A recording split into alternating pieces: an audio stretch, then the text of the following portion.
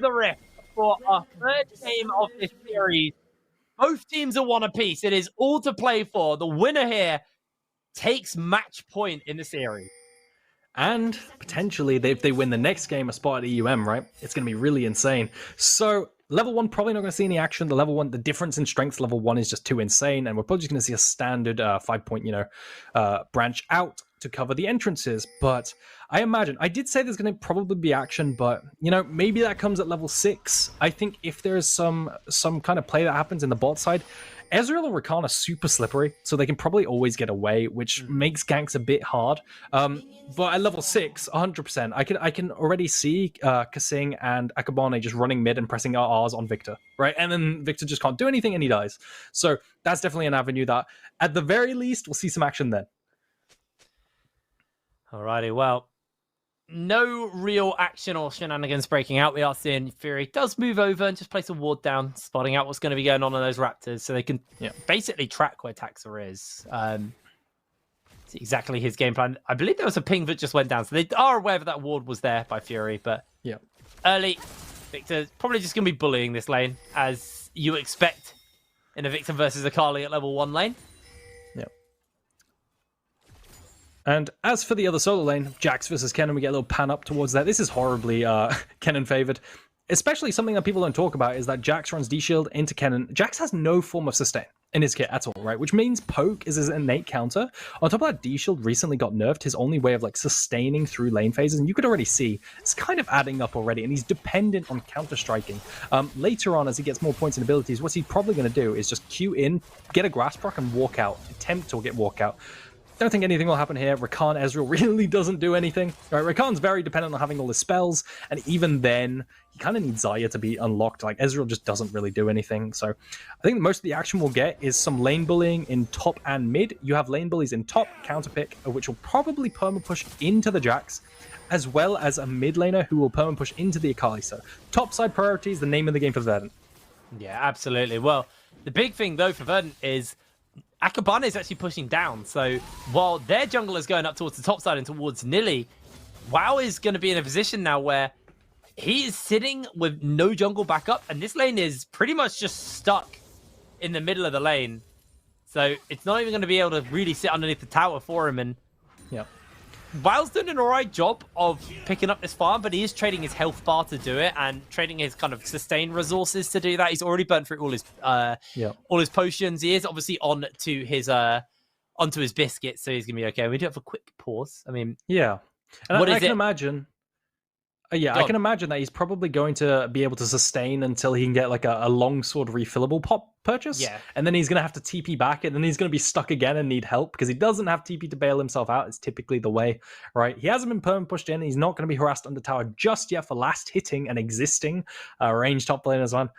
But no, still, it looks okay for him. Already burning through a potion's pretty rough. But like I said, we'll have to see how that lane pans out. He probably will have to TP back to lane soon. Yeah, you would expect so, but for now he's holding on. He's still got that biscuit, which is more about the mana, but it still does give some sustain, some health to work with. I will quickly wait to find out exactly what the issue is. Hopefully, it won't be too long, and we can get back into that game. But to be honest, with this one, we did kind of expect at least oh no, back to us again. Not quite. Double pause. Did expect at least a brief moment where this game was probably going to be a little bit slower, at least from NORD. It's very much on Verdant if any early action is going to break out to come out. Yeah, no, for sure. You can see WoW's actually out of mana here, so any attempt to actually survive a dive would be a little bit more difficult, but he is really healthy, and Kennen dives aren't the best, right? Taxa can't do enough damage to dive through the Counter-Strike. We learned that in game 1 when there was a Jax in the game, and the dive did not work, right? It's just way too tanky. Jax is impossible to dive. It's really difficult unless you burn him down way lower.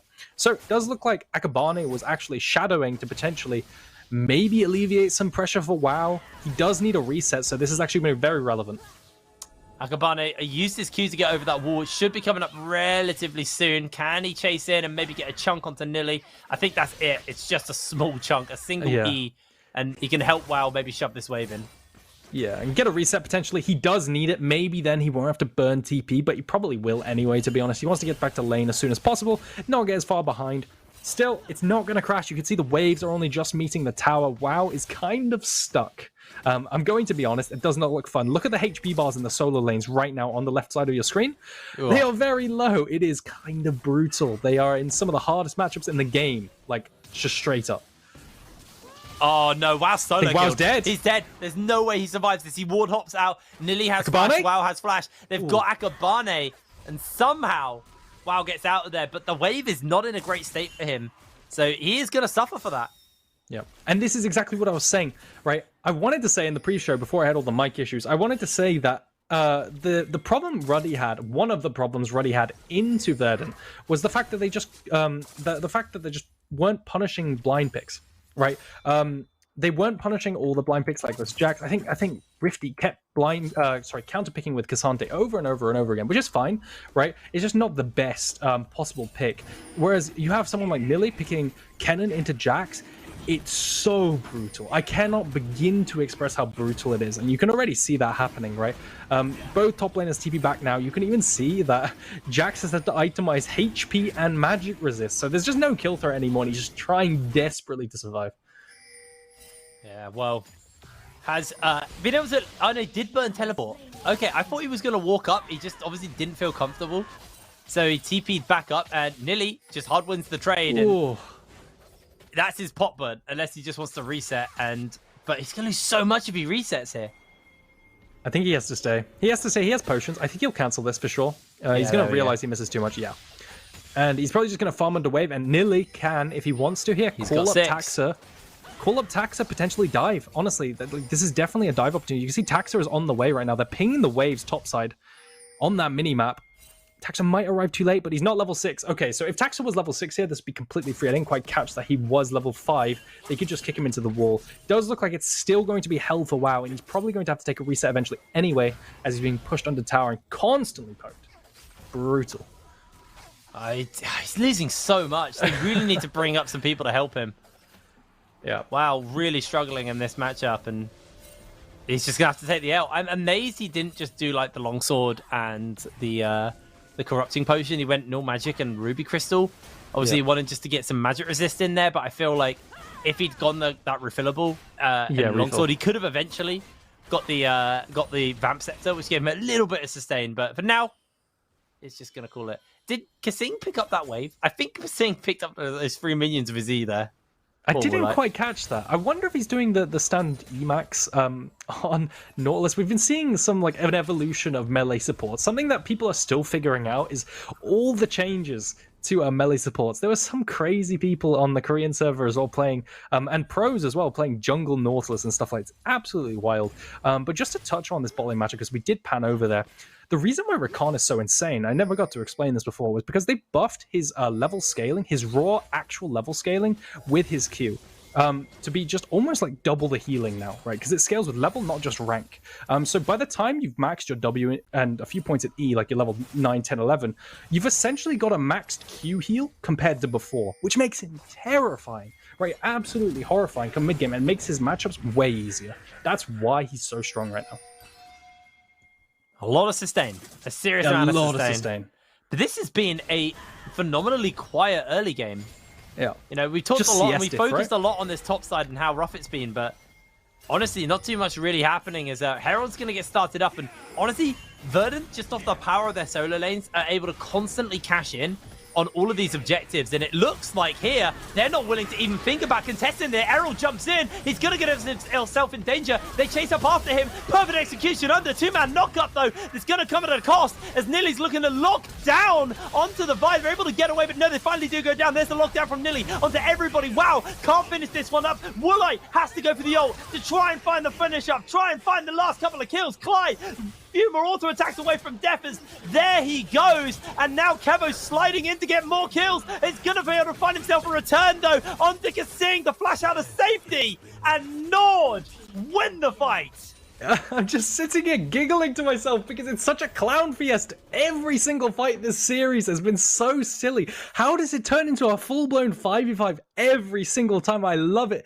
But at the end there, you can see Woolite manages to clean up using that ghost, which we didn't actually manage to see. He's taking it because he can get through lane phase just freely. And finally, we get to see the replay. It did look pretty bad for Errol at the start. He managed to flash over and get followed up. I thought after this that Akabane might live because he managed to get over the wall and then also Q over and then hit the blast cone to potentially cover 2k range. Fortunately, the fight is just still going and everyone is taking part. WoW managed to flash forward, and Woolite also manages to flash forward too. I thought he would maybe flash forward and get the feathers through or something crazy like this, because that's just how the game has been going. In the end, though, NORD managed to come out on top. Yeah, that was such a tight fight by both of them. It's so amazing. Double kill onto Fury, but we are back into the action already. Taxus found himself knocked up, he's low HP, and he's finished up. Clyde will fall as well. The kill is secured by Kasing. Oh, wow, this is getting quite explosive already. What is going on? Unfortunately for Verdant, the skirmishing is just not going well. I wonder what happened to start that fight off, because we see at the start of the fight, Woolite's almost dead. So Woolite must have face checked or something, like to potentially get caught, and they thought that they could manage to like run that through. Take a look at top lane though.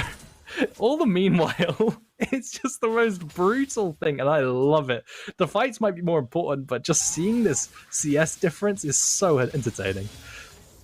Yeah, I mean, not entertaining for a while. I mean, to be fair to WoW, look at the wave he's about to get, and it looks like he's going to be uncontested on that. So the CS difference, a little bit misleading. It's still big, and even after this, if he perfectly gets all of this, it's still going to be a pretty monumental lead. As but they're going to turn their attention towards this Dragon number 2, and it doesn't look like it's going to be any contest from NORD.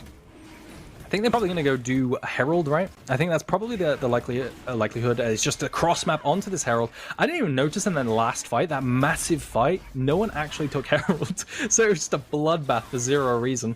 In the end now, though, they're going to get Herald. Imagine they're going to look to place this Herald. I don't know if you tried to funnel gold into WoW. Probably not. That's probably not going to win you the game. I would imagine funneling it onto either Fury or Woolite will be better. But you have a decent amount of time before you can do that. You know, plates do fall off in 2.5 minutes, so maybe not actually. Probably going to use Herald mid lane, as cracking open a tier 1 tower with a Victor on the enemy team is pretty rough with just your autos. So using Herald to help crack that open is probably pretty good too. Yeah, I feel like opening mid would be really big as well. I agree. Right? Like, it's a Carly. She wants to be able to move around the map, and as long as her tower stands, and well, the longer the Victor tower stands, the Victor has to catch waves quite far up, and he's quite comfortable to do so. If that isn't the case, then you know he has to play a lot further back, because if that tower's gone, Errol, every time he stands where he is now, he'd be under serious kill threat, at least burning a summoner threat.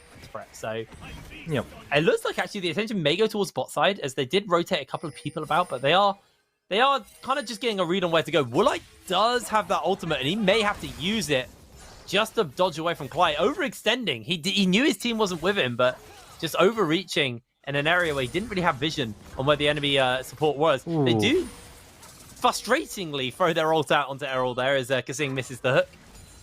And this is crucial, right? So much burned whilst you have Herald is not a good look, because it's going to be really hard to get a Herald charge actually off. Because if you place Herald and you try to funnel forward, you don't have any ultis if the enemy team try to stop you, right? So now they might have to wait until they have ultimates again to place Herald, but that'll be after turret plates fall, so you'll get much less value out of the Rift Herald. And you can see Akabane isn't sure what to do. He's been milling about, walking back and forth up and down the river, and he just hasn't looked into anything. They don't have ultimates here, so I'd be surprised if they managed to find a kill. You just ate your words. I did. Have you ever have heard to say I did. Have you ever... Oh, don't worry, mate. It's your first ever caster. Well done. Finally, you're one of us. Wow.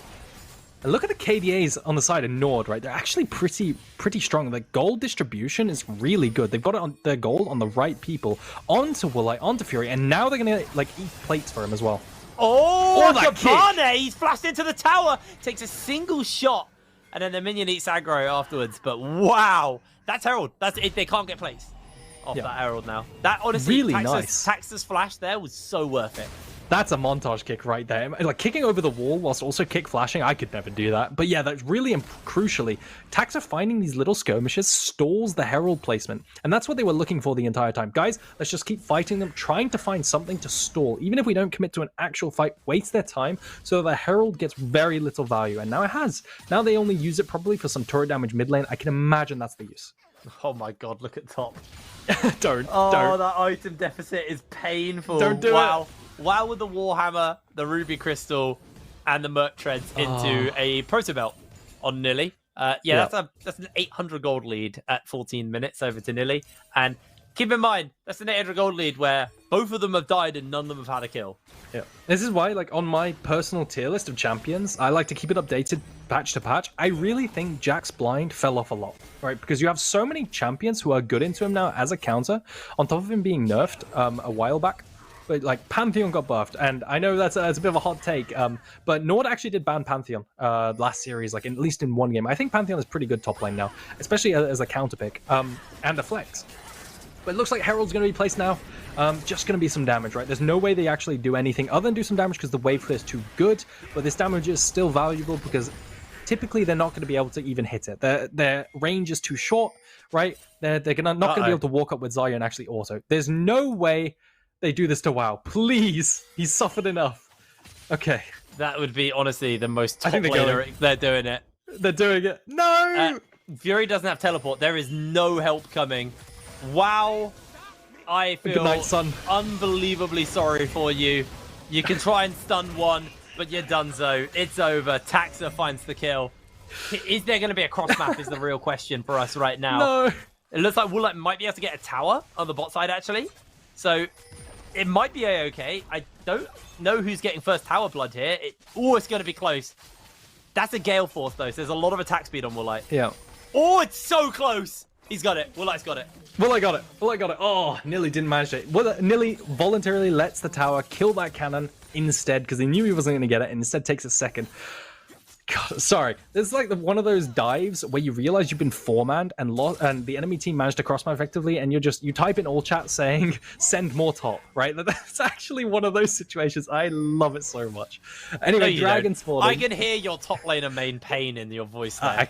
I'm creasing at these kills and the pain that WoW is going through right now. I really am. You're completely correct. It's fine. I know your pain. Actually, I don't. I don't play top lane. It's without a doubt my least played lane. Brutal lane. Not my jam. But what is going to be the jam for NORD is they're going to get themselves their Mountain Drake secured for themselves. Their first Drake of the game as well, so they'll be happy. Oh, wow. Not again. Oh, wow, you sweet summer child. They're literally three-manning him again. Kick. Oh, he flashed. Insta-go for the kick. Oh, WoW is going to need a nice cool glass of water after this game. He is going to be a shattered man. I mean, the problem is they do keep trying to put WoW behind, and it's now cost them 2 turrets both times, Akabane. So they've been able to finish up 2 towers off the back of that, and cracking mid and bot open is pretty big now. So, honestly, as much as WoW, probably through gritted teeth, is saying worth at the end of the day. Yes. Oh, this has me giggling. I'm sorry. It's so funny to me. I absolutely love this. This is the worst part of top lane by far. But anyway, looking forward, I think Tax is on this. You can see the energy being reduced on his hotbar on the right. They are definitely doing this Herald, and it looks like NORD is going to try and get here. Herald is still healthy. They might be able to make it in time, but it doesn't look like it. It does look like it's just going to go down, and a free Herald, free 300 gold, and eventual tower damage going over to the side of Verdant. Taking a look at all the spikes on the side. Honestly, you know, WoW is kind of caught up. It might just be unspent gold on the side of Nilly, but he is 1-to-1 at the moment in terms of items. I think Nilly probably has a lot of gold to spend, but at the very least, hitting Divine as Jax, you do feel some comfort there. Yeah, he definitely feels a little bit better right now, at least for the moment. As I think the real question now for NORD is are they going to be able to respond to a Herald play? Are they going to be able to defend that tower? I can't see exactly how much health that mid lane tower's got, but if it's slightly low enough, there is an opportunity where that could just be pushed and taken down. So he needs to be a little bit careful on that front. As just going to get himself his vision score up a little bit there and take out some wards. And just looking at how the teams can make picks or maybe win the game, I think you definitely have options to make side lane plays on both teams, right? Verdant have shown they make plays onto Jax. I don't think there's a play here. NORD are too close, and they'll definitely see this and back off. Taxer has no W. He might not be able to get out here. It's on cooldown. I think this might be really bad for Verdant. They're bringing everybody, and Nilly's going to immediately get jumped on. He throws down the slicing maelstrom to lock Akabane in place. Akabane is dangerously low. He gets kicked back and followed up. The two-man stun, though, as now Taxer's going to find himself in danger. Here comes Woolite with the ghost on. Can he tidy this up? Can he save the day? Has to throw down the Featherstorm. There's going to be one for Fury. They trade out 1 for 2. So much used there by NORD. And Taxer manages to find the dream kick. I love Taxer's Lee Sin every single time. It's so good. Finds the dream kick to insec Akabane back into his team and turn it into a 1 for 2. I thought it was going to be bad for the side of Verdant because it looked like they'd overcommitted with numbers disadvantage. But then the TP comes through. Always keep track of that TP. And they managed to turn it around. I'll have a look again at the fight. Yeah, just beautiful kick. Beautiful kick. And it just felt like they weren't ready for it. Because honestly, if this was 5 seconds later and Woolite was here, this fight would have been so NORD favored. Yeah. So NORD favored. Yeah. Simple QRQ. Woolite comes in as a hero, trying to come in with the ghost to run people down, getting those ghost resets, but it doesn't look like it's enough. And now we're probably going to go back to a lull state where there are no ultimates, and you could try to pick people off on the side, right? Like as the ultimates come up, because you have a lot of pick with that Vial, with that Nordle, and you also have a lot of pick with the Lee Sin kick. Don't think anyone's going to overstep and maybe get caught, right, at this stage of the game. It does look like everyone's going to play the safer route. Like, you could see Errol down bot side, not overextending. Now he's going to extend and potentially push because he sees everyone, right? He sees all the potential people who catch him at side lane. But we're just going to play this game of ping pong with the waves. Wow. Oh, They shift down to bot, though. No, not again. Yeah, he's full HP. He's going to back off. He knows there's too many people about. The thing is it does honestly feel like, I feel Verdant are actually kind of over-investing into, like, denying WoW at this point. Because, like, top lane, Fury's just getting a free tower. Like, he's going to be able to shove this tower in. I agree with you. Get himself some gold. I actually feel like, yeah, putting the Jax behind was a great play. But I feel like he's now behind. So just kind of let it chill. Because WoW, regardless, is going to be able to just sit and catch waves now at this point. So all you're doing is kind of just giving global gold, first of all, to the Jax, but also just to the rest of the team. And like the rest of the team are getting basically free gold. There's a death cap now on that Akali. Like Fury's 3-0 with death cap proto belt. He's sitting quite comfortably, to be honest. Yep. Yeah, and 2 minutes time, Errol's gonna have this Rod of Ages stacked up completely, get that free level. His dragon spawning though, it's not gonna be quite in time for that, but this poke, that's significant, right? That's really significant for a composition that can only go in, right? With this Vi ultimate, with this Jax, and with this Nautilus, they have to go in and find a pick with this dive composition. It really is a case of dive versus peel. I mean, because Sing now is just... that they're chunked, it's hard. Oh, no! Oh, kick onto Woolite. Okay, that's the kick burn. That might be an okay opportunity for them here. Akabane, can he redeem himself from the previous game? He's used that Q to get over the wall. You can see on the flank there's actually an Akali. They're bringing everybody to lock down onto Fury, who just jumps over the wall. He's nice and safe. Now they're going to have to back out, though. The health bars are very, very low. Is there a world in which this can be stolen? Is there a world in which this can be saved? Look at the damage from Woolite. He answers out quite nicely here, and WoW jumps in, gets himself a two-man stun. Kasing throws the ultimate down, catches out the Taxer immediately with a hook, but the health bars from the poke is already there. They're so low. NORD are just about peeling out from this one. Nilly may look to try and get over the wall, but Fury will pay with his life as Nilly chases onto the final two members who are just too low. Kasing, maybe he can save the day, but I don't know if he can. The feathers come through. There's no opportunity to save. Woolite's going to have to pop that ghost if he gets run onto. Dragon has been stopped, but it came at such a heavy price. And it's just Kevo putting the team on his back every single time. You can see he's chunking out everyone before the team fight starts. And crucially, NORD cannot find the engagers before Kevo pokes them out because of these insane ultimates and just poke in general. Really, really, really good stuff from Kevo. Honestly, he's carrying really hard on his Ezreal, and you got to wonder, is this going to draw bans next game? He's doing so well. I do really feel like NORD are just failing to adapt to the strength and the power in the games. Yes, the Nocturne was a major problem for them. Yes, the Gragas was an even bigger problem for them, and they kind of dealt with it in this game, but they then had to kind of give up the Rakan, something that was really, really strong for them. Yeah. So it's the cost versus reward is probably one of the biggest things to talk about with this series, because honestly, a lot of the plays NORD make, they sometimes just don't seem to have any reward but a high cost. No, absolutely. Now, we're going to just see some wave clear in the mid lane. Woolite is still incredibly strong, and I do feel like it's just a battle of AD carry versus AD carry this series, right? Both games, you can see the Kai'Sa pop off, you know. You can see everyone pop off in the bot lane. Ezreal going 7-0 last game, getting quadra kills and now triple kills. Definitely is a game of, and it's expected, right? Kevo is so good. Like last split, he got to the playoffs as well on the side of Riddle, right? Yeah. And this split, you know, it feels like he's always so consistent, and he knows how to play. He knows what he wants and what he wants to play every single time, and he sticks to it. Like this Ezreal pick, I cannot stress enough how good he was last series as well. No, you're completely right. He is a very, very consistent AD carry within the league, and always has been. That's the word I was looking for. That's probably the best word for him. Yeah, he's very consistent. But like when I say consistent, I don't just like consistently okay, like consistently good. You know, he might not be one of those AD carries who everyone touts as the best AD carry, but his consistency is a scary thing to be dealing with. As Kevo just shifting away. Honestly, Navari equipped blades on Ezreal is so unbalanced. The more you think about it, because like his E gets refunded for every auto attack he lands, but also his Q already does that. His Q already reduces the cooldown of his E, so then that stacks with Navari. So his Q is like shaving. I don't actually know what the math is, but it's probably like 2 seconds per Q. Yeah, it's really funny because I was about to describe like how broken Navori is on Xayah too, and I just realized maybe Navori is pretty good. You know, maybe they're nerfing it. Yeah, they're nerfing it. Okay, great. But lots of posturing going on here around Baron. Dropping that vision. They might start a Baron again because Fury is down bot lane split pushing. I think this is their answer to it, because remember last up game 1 where Lissandra was split pushing bot lane, they managed to get a Baron off of this. Sorry, I saw some icons like flashing forward in the minimap. I think someone flashed forward and it was very close. Having a quick check. Yeah, you can see Kasing his Hex Flash. Yeah. So I saw Nautilus go forward and I thought you might have landed a hook, and I held my breath a little.